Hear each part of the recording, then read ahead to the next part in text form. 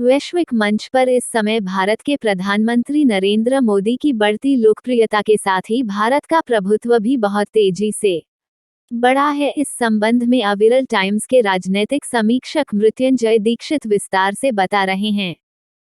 अंतर्राष्ट्रीय मंचों पर प्रधानमंत्री नरेंद्र मोदी के व्यक्तित्व का प्रभाव निरंतर बढ़ रहा है और विश्व के लगभग सभी देश प्रधानमंत्री व भारत की ओर आशा की दृष्टि से देख रहे हैं। कोरोना महामारी की लड़ाई से थके हुए विश्व में अर्थव्यवस्थाओं में मंदी और उसके कारण उपजी नागरिक समस्याओं के साथ साथ रूस यूक्रेन युद्ध सहित कई अन्य कारणों से तनाव व्याप्त है। किसी भी समय किसी भी देश की एक गलती से धरती का बड़ा भाग परमाणु विध्वंस की चपेट में आ सकता है, किंतु प्रधानमंत्री नरेंद्र मोदी व भारत की वर्तमान कूटनीति ने स्थितियों को बिगड़ने से बचा रखा है।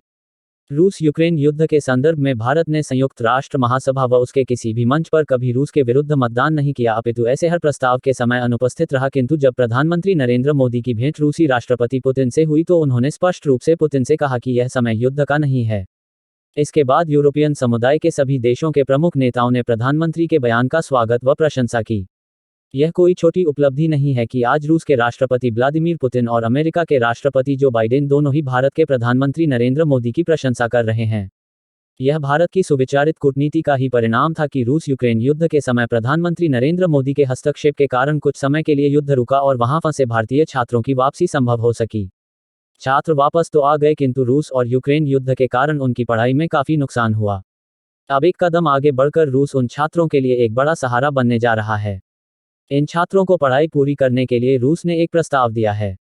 भारत यात्रा पर आए रूस के महावाणिज्य दूत ओलेग गलदीव ने कहा कि यूक्रेन से निकले भारतीय छात्र अपनी मेडिकल की पढ़ाई रूस में पूरी कर सकते हैं। रूस में होने वाली मेडिकल की पढ़ाई का कोर्स लगभग एक जैसा ही है। इसके साथ ही छात्र रूसी भाषा भी सीख सकते हैं। रूस का कहना है कि भारत के छात्रों व नागरिकों के लिए हमारे दरवाजे सदा खुले हैं। जो बाइडेन ने अमेरिका की सत्ता संभालने के कुछ समय पश्चात अचानक अफगानिस्तान से अपनी सेना वापस बुलाने का निर्णय लिया, उसके बाद जब अफगानिस्तान में तालिबान ने अपनी सरकार बना ली और अपना कानून लागू कर दिया, तब विश्व का कोई भी देश तालिबान के खिलाफ एक शब्द भी बोलने की हिम्मत नहीं जुटा पा रहा था। उस समय केवल प्रधानमंत्री नरेंद्र मोदी ने ही तालिबान को विश्व शांति के लिए बड़ा खतरा बताते हुए अपना पक्ष रखा था। तब उस समय दुनिया भर के जो नेता मौन थे, उन्हें आज इस बात का एहसास हो गया है कि तालिबान में कोई बदलाव नहीं आया है और वह भी खूंखार बना हुआ है। अफगानिस्तान में लड़कियों का जीवन बर्बाद हो चुका है और उनकी शिक्षा व बाहर काम करने जैसे सपनों पर ग्रहण लग चुका है। बहुत दिनों के बाद अब तालिबान के मुद्दे पर दुनिया की आंखें खुली हैं और संयुक्त राष्ट्र महासभा में एक प्रस्ताव पारित हुआ है। इस प्रस्ताव में प्रधानमंत्री नरेंद्र मोदी के विचारों को विशेष महत्व दिया गया है। संयुक्त राष्ट्र महासभा ने तालिबान पर अफगान महिलाओं तथा लड़कियों के मानवाधिकारों का उल्लंघन करने का आरोप लगाते हुए यह प्रस्ताव पारित किया है।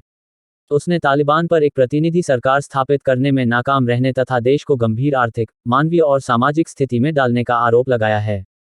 प्रस्ताव में 15 महीने पहले अफगानिस्तान में तालिबान के सत्ता पर काबिज होने के बाद से देश में निरंतर हिंसा और अल-कायदा तथा इस्लामिक स्टेट जैसे आतंकवादी समूहों के साथ ही विदेशी आतंकवादी लड़ाकों का भी उल्लेख किया गया है। 193 सदस्यीय सभा में 116 मतों से यह प्रस्ताव पारित हुआ। रूस, चीन, बेलारूस, बुरुंडी, उत्तर कोरिया, इथियोपिया, गिनी, निकारागुआ, पाकिस्तान और जिम्बाब्वे सहित 10 देश प्रस्ताव से दूर रहे। सुरक्षा परिषद की तुलना में महासभा के प्रस्ताव कानूनी रूप से बाध्य नहीं है, लेकिन वे दुनिया की राय को दर्शाते हैं। सभा में यह प्रस्ताव जर्मनी राजदूत की ओर से रखा गया था। तालिबानियों का शासन आते ही भारत ने al Qaeda, Islamic state, Haqqani network जैसे खूंखार आतंकी समूहों से इनका गठजोड़ होने की आशंका जाहिर की थी। अतः सभा में तालिबान के खिलाफ जो प्रस्ताव पारित हुआ है, उसमें भारत द्वारा कही गई बातों और चेतावनियों को सही माना गया है। यह भारत का ही दबाव है कि आज अमेरिकी राष्ट्रपति जो बाइडेन पाकिस्तान को दुनिया का सबसे खतरनाक देश मानने के लिए मजबूर हो रहे हैं। उधर दूसरी तरफ अमेरिका अगले वर्ष से भारतीय छात्रों व नागरिकों को अमेरिका आने के लिए वीजा प्रक्रिया में तेजी लाने पर भी राजी हो गया है, जिसका सीधा लाभ भारतीयों को होने जा रहा है। भारत के पड़ोसी शत्रु राष्ट्र पाकिस्तान की राजनीति का केंद्र बिंदु भी नरेंद्र मोदी ही बन गए हैं। पाकिस्तान में विरोधी दल के नेता व पूर्व प्रधानमंत्री इमरान खान मोदी जी की विदेश नीति की तारीफ कर रहे हैं, तो वहीं वहां के वर्तमान पीएम शाहबाज शरीफ भी अपनी समस्याओं के समाधान के लिए प्रधानमंत्री नरेंद्र मोदी की ओर आशा भरी निगाहों से देख रहे हैं। लेकिन भारत ने यह स्पष्ट कर दिया है कि जब तक पाकिस्तान आतंकवाद को बढ़ावा व संरक्षण देता रहेगा, तब तक पाकिस्तान के साथ कोई वार्ता संभव नहीं है। प्रधानमंत्री नरेंद्र मोदी की यह लोकप्रियता है या फिर उनका खौफ है कि पाकिस्तान का मीडिया दिन में कम से एक बार तो उनकी कोई न कोई बड़ी खबर चलाता ही है, चाहे वह अफवाहों पर आधारित ही क्यों न हो। विगत दिनों मिस्र में आयोजित अंतर्राष्ट्रीय पर्यावरण सम्मेलन में भी पूरी दुनिया की नज़र भारत पर ही रही और फ्रांस के राष्ट्रपति ने वहां पर भारत की पर्यावरण संरक्षण की विभिन्न नीतियों का समर्थन किया। दिसंबर 2022 से एक वर्ष के लिए भारत G20 समूह की अध्यक्षता करने जा रहा है। वहीं दूसरी ओर अगले वर्ष G20 का शिखर सम्मेलन व अन्य कई बड़ी बैठकों का आयोजन भी भारत में ही होने जा रहा है। यह हर भारतवासी के लिए बहुत ही गौरवमय क्षण होंगे। यह भारत के लिए एक बड़ा अवसर भी है जिसका उपयोग भारत में विदेशी निवेश व पर्यटन को बढ़ाने के लिए किया जाएगा।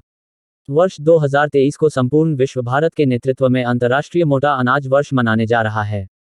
संयुक्त राष्ट्र महासभा की ओर से पारित यह प्रस्ताव भारत की ओर से ही रखा गया था। भोजन में मोटे अनाज का सेवन स्वास्थ्य की दृष्टि से महत्वपूर्ण और आयुर्वेद के सिद्धांतों के अनुकूल होने के साथ साथ भारत की सांस्कृतिक विरासत का भी अभिन्न अंग है।